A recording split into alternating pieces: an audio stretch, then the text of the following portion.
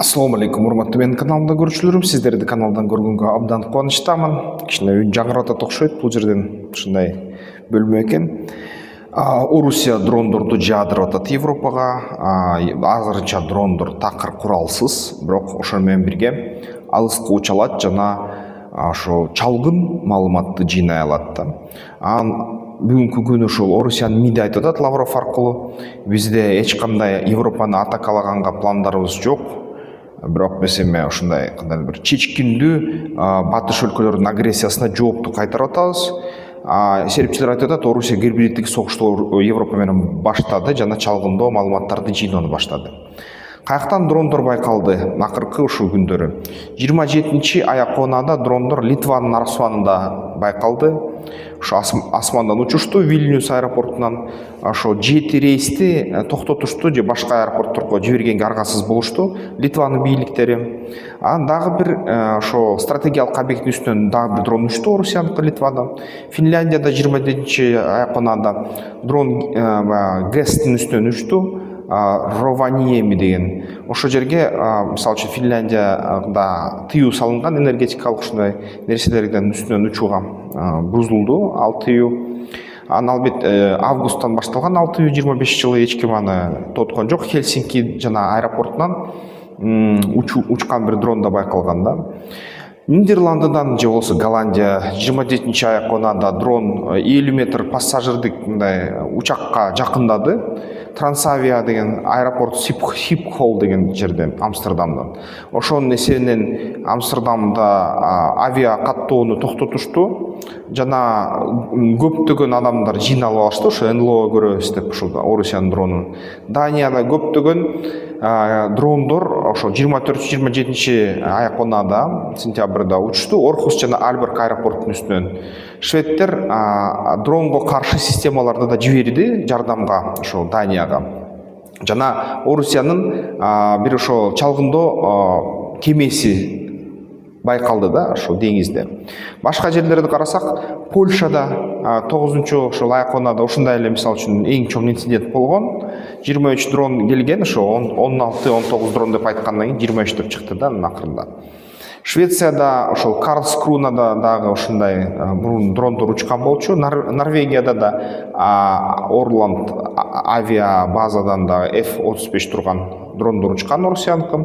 Германияда 38 дрон учкан, негизи 22 жылдан баштап стратегиялык объекттердин үстүнөн. Эстония, Латвия, Румыния, Молдова ушул жерден да ушул дрондор учуп атат. Анан ошол Евро биримдик дронго каршы дубал деген долбоорду, же болбосо дрондук дубал деген долбоорду жарыялады. Жана албетте ушул нерсе таң калыштуу болуп атат. Андан сырткарда Хексет Вашингтонго, ошол АКШда Вирджинияга, Квантикого да, бул деген бир 80-100 генералды чакырып атат жолукканга тез. Вирджинияда 30-чу Аяконада болот, стратегиялык жолугушуу болот дейт. Эми баягы расмий түрдө Трамп күлүп атат, бул жөн эле Хексет эми өзүнүн генералдары менен сүйлөшө албайбы деп тамашалап атат да. Анан албетте пиццериялардын баары Америка Штаттарда ошо армиялык толуп кетти. Бул нерсе чоң саясий нерселер болордун астында ушундай болуп кетчү эле деп мурун көп жашаган адамдар айтып баштады АКШдан. Анан ошо Квантико Вирджинияда 30-чу Аяконада жыйналышат дагы. Ошо аскердик, мисалы үчүн ошо дух боюнча сүйлөшүшөт да, кандайдыр бир. Аскердик стандарт, кызмат өтөн стандарттарын талкуулашат экен. Жана лояльность, Хексетке генералдар каршы бир сөздөрдү сүйлөп баштаган. Ошого карата Хексет буларды көндүрөйүн деп атат өзүнө деп айтып атышат да, эми бул расмий булактар. Бирок башкалар айтып атышат, муну электрондук баягы почта менен эле же болбосо ушундай Zoom менен эле сүйлөшүп бүтүрүп койсо болот эле, эмнеге силер ушинтип жыйнап атасыңар дейт да. Бирок баары бир серепчилер айтып атат, мындай нерсе көптөн бери боло элек, бул оңой эмес болуп атат. Ошол НАТО чын эле бир кандайдыр бир чыр-чатакка, согушка даярданып атат окшойт дейт да. Ушундай кичине күчтөрдү жыйып ушундай даярданып да ушундай кагылышка.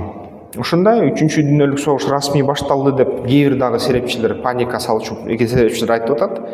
азыр гибриддик согуш башталып атат дейт Орусияныкы. Анан акырындап практика иш жүзүндө ушул гибриддик согуштар шашпай бир чоң бир мындай катуу согушка айланып кетер эле деп атат да.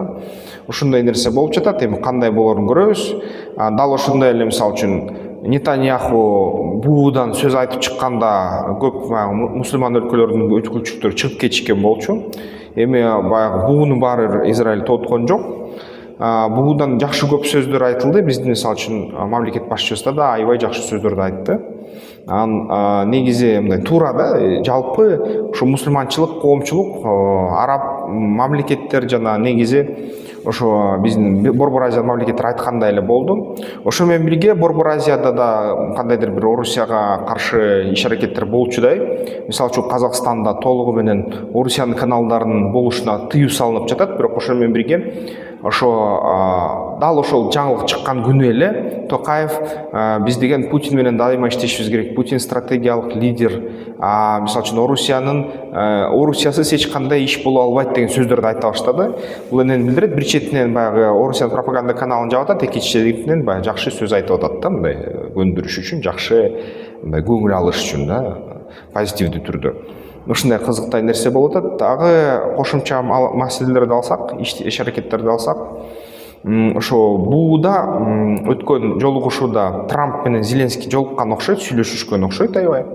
Анан Трамптын ага чейин дагы Британиянын королдугу менен королу менен жолуккан, сүйлөшкөн. Андан кийин аялы дагы ошо британиялык королдун аялы менен сүйлөшүшкөн.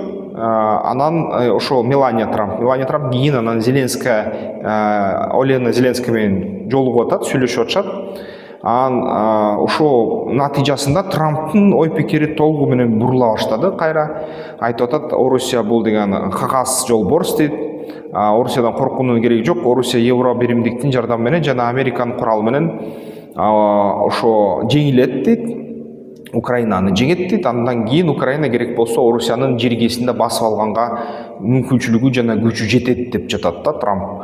Ошону уккан Орусиянын тышкы иштер министрлиги каршы чыкты. Жок, эч качан Орусия кагаз жүзүндөгү жолборс эмес. Орусия эгерде мындай байланыштырсак кандайдыр бир аллегория менен бул деген аюу дейт да. Ошо аюу качан кагаздан жасалмак эле деп айтышты. Аюу силерге бирди көрсөтөт деп ошо Орусиянын пропаганда каналдары айтып баштады. Тышкы иштер министрлиги да ошондой сөздөрдү айткандай болду. Эми баягы серепчилер айтып атат, эми аюу кагаздан болбосо деле өлгөн аюулар деле бар болот деп айтып башташты да. Ошондой кайым айтышуулар аябай катуу болуп атат. Ошо менен бирге ошо Балтика деңизинде жана ошо Муз деңизинде, океанда Орусиянын кемелери жүрөт. Орусиянын атайын батискафтары баягы кабелдерди терип жүрөт, карап жүрөт, кабелдерге кандайдыр бир иш аракет жасап атат. НАТОнун күчтөрү айтып атат, ошо кабелге тийгендери байкалды дейт. Ал кабел менен ошо НАТО өлкөлөрү бири-бирине электр энергия жиберет, байланыш түзөт. Ошо көп нерсе мындай ал кабел менен жасалат да. Кабел болсо деңиздин жээгине эмес, түбүнө салынат да баягы. Деңиздин түбү менен өтөт ушул кабелдер. Ошол кабелдерди акырындап кандайдыр бир тинтип ушундай караштырып бирдемке кылып жатыр да Орусиянын кемелери. Анан албетте ошол Орусиянын кемелеринен да дрондор жиберилип атат окшойт деп айтып атышат да. Анан Евро биримдиктин реакциясы тишсиз дагы эле. Дрондорду согуу, түшүрүү анчалык жакшы болуп атат. Мисалы үчүн Евро биримдиктин жаңылыктарын карагандар, серепчилер айтып атат, коркуп атат дейт Евро биримдик, анткени ошо Орусия бизге ошо дрондорду салып чалгын кылып атат деген сөздүн ортуна кандайдыр бир өлкө же белгисиз дрондор учуп келди деп ушинтип айтып атышат да. Эми эч кандай коркунуч туудурган жок, жөн эле учуп келди деп. Ушундай кандай коркок адам сүйлөгөндөй сүйлөп атышат деп атышат ошо Евро биримдиктин расмий каналдары. Кызыктай негизи. Эгерде чын эле Украинанын аскерлери дрондорду өздөштүрүп, дрондор жардамы менен Орусиянын күзгү чабуулун токтотсо, ошол чабуулун токтоттук деп Зеленский мактанса, чалгын аны Трампка ушундай кандай десем тастыктаса, анда Трамптын ой пикири, аялдары дагы кандайдыр бир таасир этсе керек, бири-бири менен сүйлөшүп, аялы дагы Трампка айтса, ошо Орусия жеңилип атат деп, балким ошондон Трамп жанакындай сөздөрдү сүйлөп атат. Эгерде ошондой болсо, анда Америка Штаттары, Евро биримдик акырындап кайра ошо куралын Орусияга каршы бурса, албетте баягы 3-дүниелүк согушка дагы бир кадам келдик десек болот да. Ошо менен бирге Иран менен АКШнын ортосунда кандайдыр сүйлөшүүлөр жүргүзүлүп атат. Иран менен АКШ согушту токтотот окшойт. Баягы согуштуучул аракеттер эми Иран тарабынан айтылып атат, сделка болушу ыктымал дейт. Баягы калган уранын 400 килограмм уранды МАГАТЭ көрүп жатабыз дейт, спутниктердин атайын аспаптардан каякта экенин. Ошону Иран кайтарабыз дейт.